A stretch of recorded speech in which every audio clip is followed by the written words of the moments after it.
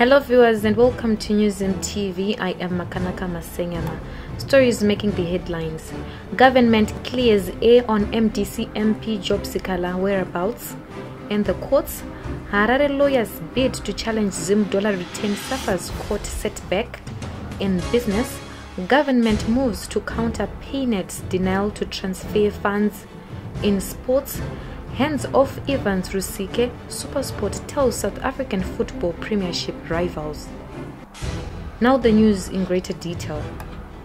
MDC Deputy National Chairperson Job Sikhala has been taken to Bikita in Masvingo for his initial court appearance following his arrest and subsequent indictment for allegedly calling for the overthrow of President Emmerson Mnangagwa at a party rally last Saturday.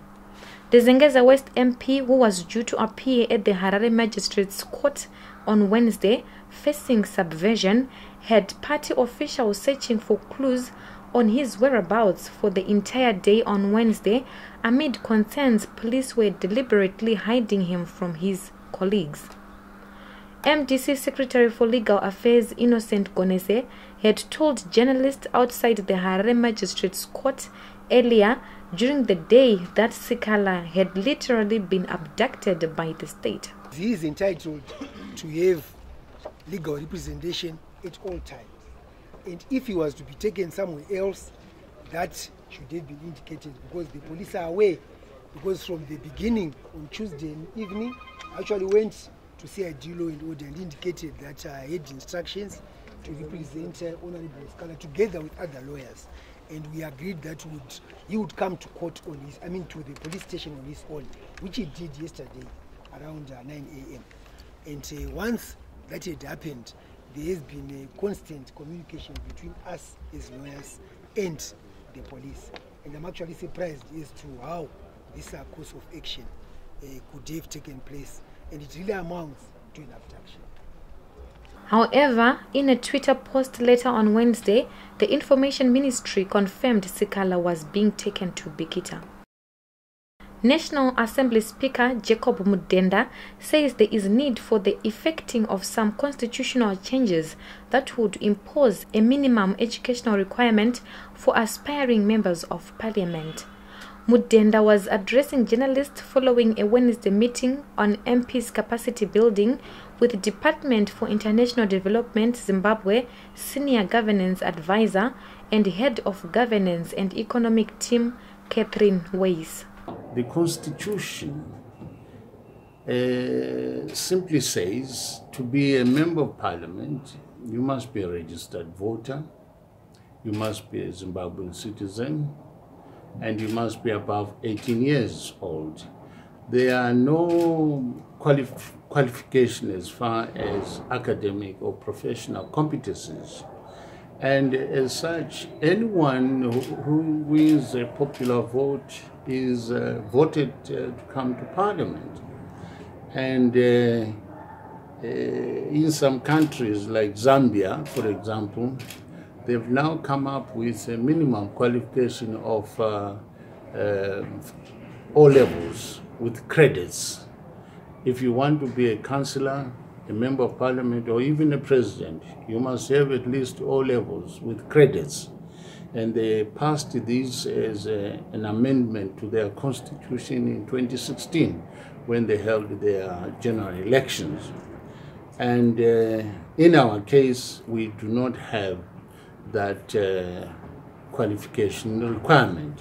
It is the electorate that created the constitution that does not create any academic or professional qualifications. So the onus is on the people of Zimbabwe to decide as to whether or not there must be academic and professional qualifications for the members of parliament they elect. To contest for parliament, Zimbabwe's constitution only requires one to be a registered voter in a particular constituency, above 18 years of age, and are a citizen to contest as a legislator.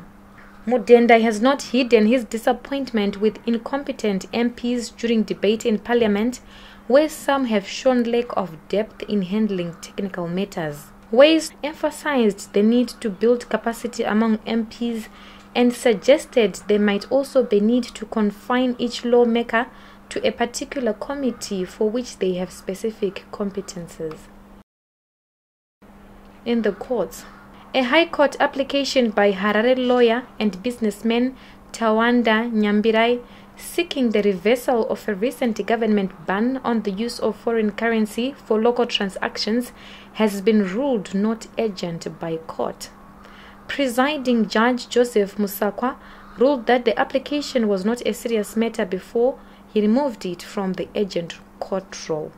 In his application, Nyambirai had argued the move to designate the local currency as sole legal tender and the ban of multi-currency regime was an illegality that bordered on theft. In business, government and its key stakeholders are working flat out to counter the recent denial to process money transfers by the electronic payment platform PayNet ahead of this month's civil servants' salary payments. This comes amid confirmation that government will not be paying for PayNet services in foreign currency after banks were switched off a fortnight ago.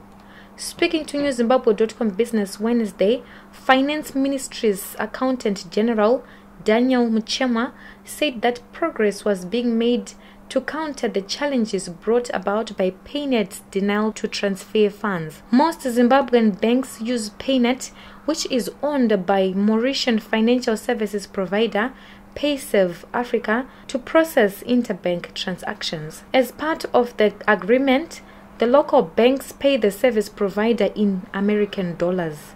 However, a standoff between banks and PayNet has resulted in service disruption. We are taking a short break. We'll be back soon. Many people have been asking me how did I manage it, because they could see that everything was there, everything was just happening, things were being paid. So I've told people that it was through Diaspora funeral cash plan. So I would advise everyone to join this Diaspora funeral cash plan. Their policy is good because it took all the weight off my shoulders.